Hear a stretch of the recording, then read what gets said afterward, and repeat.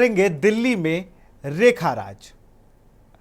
दिल्ली में अब नई सरकार ने आकार ले लिया है। मुख्यमंत्री रेखा गुप्ता और उनके कैबिनेट ने रामलीला मैदान में शपथ ली। उपराज्यपाल विनय सक्सेना ने मुख्यमंत्री और सभी मंत्रियों को पदों और गोपनीयता की शपथ दिलाई है। बता दें कि मुख्यमंत्री समेत कुल 7 सदस्यीय नई कैबिनेट में मुख्यमंत्री इकलौती महिला है। इस रिपोर्ट को देखिए। रेखा गुप्ता को दिल्ली की कमान, कयासों पर विराम। रेखा गुप्ता के हाथ में दिल्ली की कमान। दिल्ली की नई मुख्यमंत्री रेखा गुप्ता। हरियाणा के जिंद की रहने वाली हैं रेखा गुप्ता। संगठनात्मक कौशल के साथ जमीनी स्तर पर सक्रियता के लिए पहचानी जाती है रेखा गुप्ता। बीजेपी शासित 21 राज्यों में एकमात्र महिला मुख्यमंत्री रेखा गुप्ता। 50 वर्षीय रेखा गुप्ता ने मेरठ से कानून की पढ़ाई की है। राष्ट्रीय स्वयंसेवक संघ और बीजेपी से पुराना नाता। उत्तरी दिल्ली की मेयर रह चुकी हैं रेखा गुप्ता के पास प्रशासनिक अनुभव। मंत्रिमंडल में जाति और क्षेत्रीय फॉर्मूले का समीकरण। हरियाणा की बेटी दिल्ली के सिंहासन पर। राष्ट्रीय राजधानी दिल्ली में बीजेपी सरकार का आगाज हो गया है। रेखा गुप्ता ने केंद्र शासित प्रदेश दिल्ली के मुख्यमंत्री पद की शपथ ले ली है। रेखा गुप्ता के साथ ही उनकी कैबिनेट के 6 मंत्रियों ने भी रामलीला मैदान में आयोजित विकसित दिल्ली शपथ समारोह में पद एवं गोपनीयता की शपथ ली। बता दें कि शपथ लेने वाले मंत्रियों में सीएम पद के मजबूत दावेदार माने जाते रहे प्रवेश वर्मा का नाम भी शामिल है। बीजेपी के रेखा आर्या गुप्ता को सीएम बनाने के दांव के पीछे बीजेपी की खास रणनीति है। हालांकि प्रवेश वर्मा एन वक्त पर सीएम की रेस में पिछड़ गए। कौन है दिल्ली की नई सीएम रेखा गुप्ता? 1994 में दौलत राम कॉलेज छात्र संघ की सेक्रेटरी। 1996 में दिल्ली विश्वविद्यालय छात्र संघ की अध्यक्ष। 2004 से 2006 तक भाजपा युवा मोर्चा की राष्ट्रीय सचिव।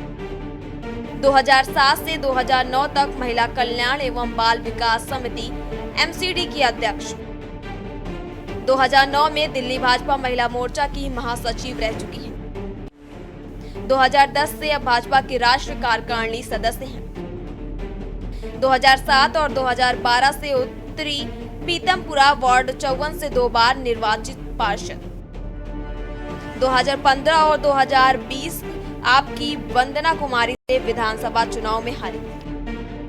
2025 में आपकी वंदना कुमारी को 29,595 वोटों से हराया। रेखा को पार करना होगा कई रेखाएं।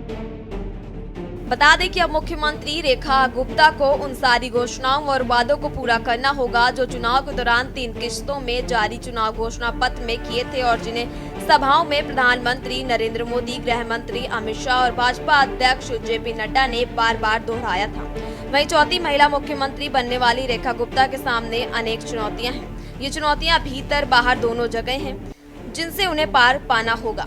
उनकी पहली चुनौती उन उम्मीदों को पूरा करना और उन अपेक्षाओं पर खरा उतरना जो उनसे दिल्ली की जनता और खुद भाजपा ने पाली है।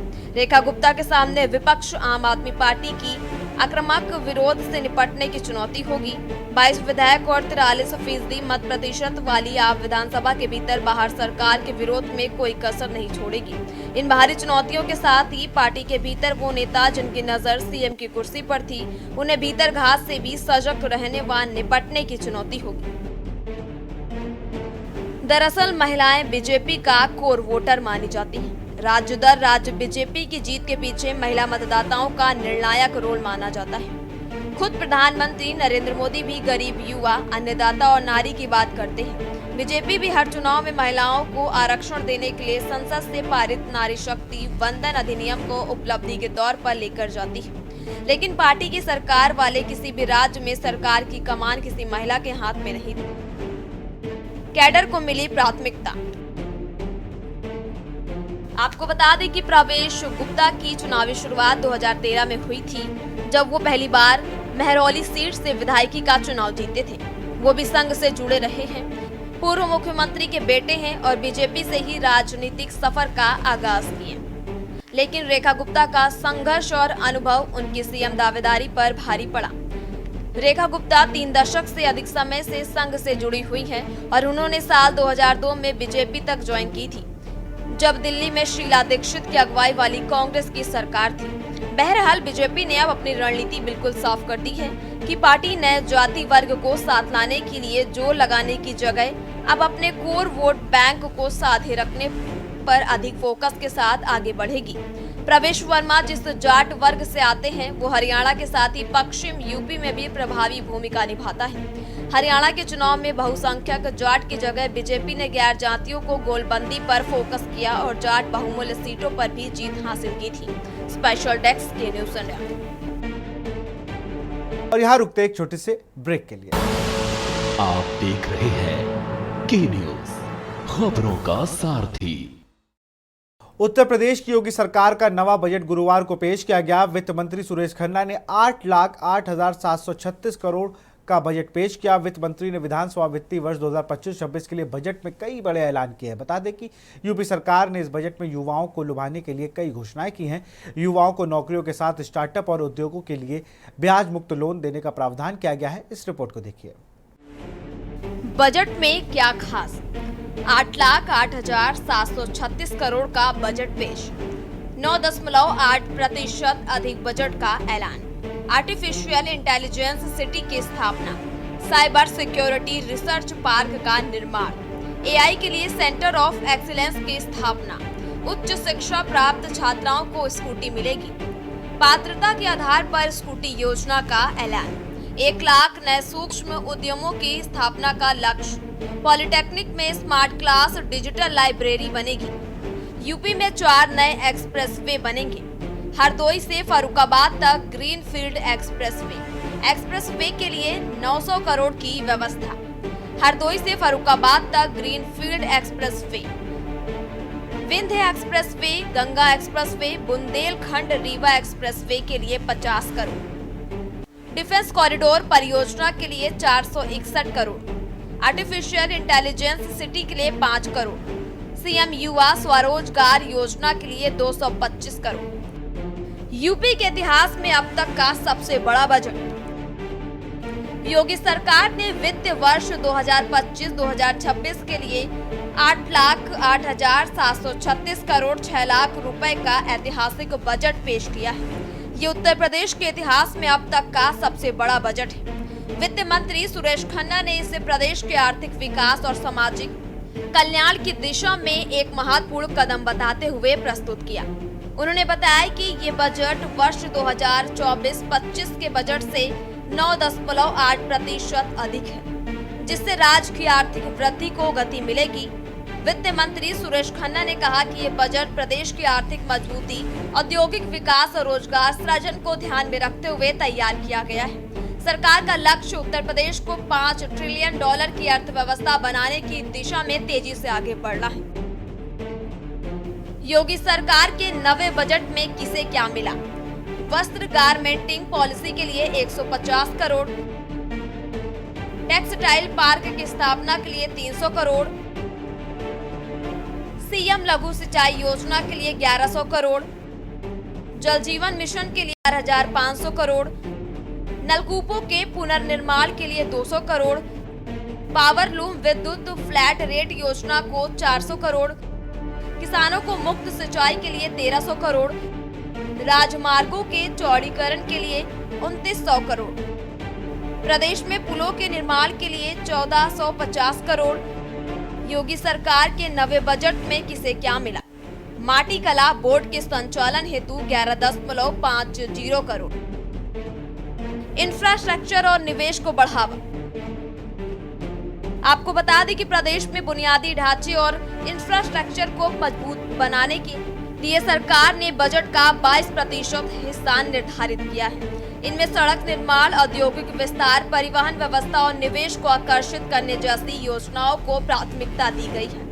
वहीं शिक्षा और मजबूत बनाने के लिए 13% बजट शिक्षा क्षेत्र के लिए निर्धारित किया है। इसमें प्राथमिक एवं उच्चतर माध्यमिक विद्यालयों में आईसीटी लैब और स्मार्ट क्लासेस स्थापित करने का प्रस्ताव है। साथ ही राजकीय पॉलिटेक्निक कॉलेजों में डिजिटल लाइब्रेरी और स्मार्ट क्लासेज शुरू करने की योजना भी शामिल है। इसके अलावा प्रदेश में शोध और विकास को बढ़ावा देने के लिए विशेष योजनाएं बजट में प्रस्तावित हैं। स्पेशल डेस्क के न्यूज़ इंडिया। उत्तराखंड के वित्त मंत्री प्रेमचंद अग्रवाल ने विधानसभा में बजट पेश किया। बजट पेश करते हुए वित्त मंत्री ने कहा कि सरकार ने स्वास्थ्य, शिक्षा, बुनियादी ढांचे और रूरल डेवलपमेंट पर जोर दिया है। इस रिपोर्ट को देखिए। धामी सरकार ने अपने दूसरे कार्यकाल का चौथा बजट पेश कर दिया है। विकसित भारत विकसित उत्तराखंड के लक्ष्य के साथ सदन में सरकार ने बजट पेश किया। धामी सरकार ने वित्त वर्ष 2025-26 के लिए 1 लाख करोड़ से अधिक बजट पेश किया है। सरकार ने बजट में गरीब, किसान, महिला वर्ग को विशेष प्रावधान है। सरकार ने बजट को ऐतिहासिक बताया है, जबकि विपक्ष ने बजट को निराशाजनक बताया है। ये बजट हमारी प्राथमिकताएं और हमारे संकल्पों को पूरा करने का पूरा विजन प्रस्तुत करता है और हमारी सरकार की जो अर्थ को लेकर, वित्त को लेकर जो रोड मैप है, जो भविष्य की योजनाएं हैं, उसको भी प्रस्तुत करता है। ये हमारे लिए अत्यंत गर्व का विषय है कि राज्य निर्माण के इस रजत जयंती वर्ष में हमारे राज्य का जो बजट का आकार है वो उसने 1 लाख करोड़ को पार किया है, जो पिछले वर्ष की तुलना में लगभग 13% अधिक है। और 2001 और 2 के हमारे पहले बजट की तुलना में, जब पहला बजट राज्य स्थापना के बाद प्रस्तुत हुआ था, उससे यह बजट हमारा 24 गुना अधिक है। वहीं विपक्ष ने बजट पर सवाल खड़े किए। कांग्रेस विधायक उपनेता प्रतिपक्ष भुवन कापड़ी ने कहा, बजट जन भावनाओं से कोसों दूर है। महंगाई पर दूर दूर तक कोई बात नहीं है। चारधाम अवस्थापना के लिए बहुत कम बजट रखा गया है। महंगाई, स्वास्थ्य, शिक्षा का भी यही हाल है। वहीं विपक्षी दलों के साथ आम जनता की उम्मीदों पर ये बजट अनुकूल नहीं। आज का जो बजट भारतीय जनता पार्टी ने पेश किया है, उस बजट में जो सबसे मूलभूत चीज है महंगाई पर कैसे नियंत्रण किया जाएगा, उस बारे में कहीं पर भी कोई जिक्र नहीं है। बात कह रहे हैं हम स्वावलंबी बनाएंगे, मतलब कि सेल्फ डिपेंड। आज जो हाल है, सरकार कह रही है कि भाई आप सेल्फ डिपेंड रहो, कानून कुछ नहीं कर पाएगा। देखिए, बजट सत्र पे निगाहें सभी दलों की थी और उत्तराखंड क्रांति दल भी इसी एक दल में है। ये सोच रहा था कि बहुत जल्द उत्तराखंड के लिए ये धामी सरकार कुछ नया करेगी, जिसमें सबसे पहले तो ये मांग थी बड़े दिनों से कि वो यहाँ पर एक सशक्त भू कानून और मूल निवास की बात भी करेगी। मूल निवास को छिपाकर, पूरी तरह से छिपाकर एक सशक्त भू कानून की बात इन्होंने कही है, लेकिन उसमें भी विषमताएं हैं। क्या किया है, क्या नहीं किया है, उसके पूर्वानुमान तक भी किसी को पता नहीं है। इसी श्रृंखला में बजट भी, सेम बजट की भी बात है। आज तक हमने देखा है कि जब भी बजट शुरू होता था तो बजट की एक सुर्खियां या बजट का एक हाईलाइट होता था कि इस बार के बजट में ये होने जा रहा है। जबकि उत्तराखंड का बजट के पिछले 17 तारीख बजट शुरू होने से पहले कई चैनलों पर जब उनके प्रवक्ताओं से पूछा गया तो वो ये कह रहे हैं कि हम कोई भविष्य वक्ता नहीं हैं जो बजट को पहले बता दें। इसका मतलब बजट का जो पिटारा है वो 17 तारीख रात 12 बजे को बनता है और 18 तारीख की तैयार करके 20 तारीख को पटल पर खोला जाता है। ये बहुत बड़ा दुखद है।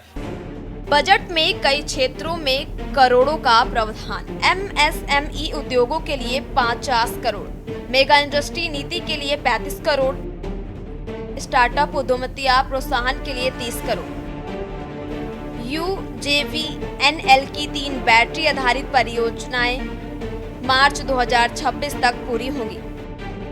मेगा प्रोजेक्ट योजना के तहत 500 करोड़, जमरानी बांध के लिए 625 करोड़, सौंग बांध के लिए 75 करोड़, लखवाड़ के लिए 285 करोड़, राज्यों के लिए विशेष पूंजीगत सहायता के तहत 1500 करोड़, जल जीवन मिशन के लिए 1843 करोड़, नगर पेयजल के लिए 100 करोड़, अनुसूचित जाति बहुमूल्य क्षेत्रों के विकास के लिए 60 करोड़, पूंजीगत मद में लोनीवी को 1267.70 करोड़, PMGSY के तहत 1065 करोड़, नागरिक उड्डयन विभाग को 36.88 करोड़, लोनीवी में सड़क अनुरक्षण के लिए 900 करोड़। कुल मिलाकर उत्तराखंड में लोकसभा चुनाव से पहले बजट सत्र पर सियासत गर्मा गई है। कांग्रेस ने सत्र के दौरान सदन में सड़क सत्ता पक्ष को घेरने की कोशिश की है। वहीं कांग्रेस विधायकों ने जहां सदन के भीतर बदहाल कानून व्यवस्था समेत तमाम मुद्दों को लेकर सरकार को घेरने की तैयारी की है, वहीं सरकार प्रदेश में विकसित उत्तराखंड बनाने की बात कर रही है। वहीं धामी सरकार ने उत्तराखंड राज्य में प्रथम बार 1 लाख करोड़ रुपए से अधिक का आय व्यक्त प्रस्तुत किया, जो आगे प्रदेश के लिए मील का पत्थर साबित होने का दावा किया जा रहा है। Uttarakhand desk report. तो फिलहाल इस कार्यक्रम में इतना ही। देखते रहिए के न्यूज इंडिया। नमस्कार। आप देख रहे हैं के न्यूज, खबरों का सारथी।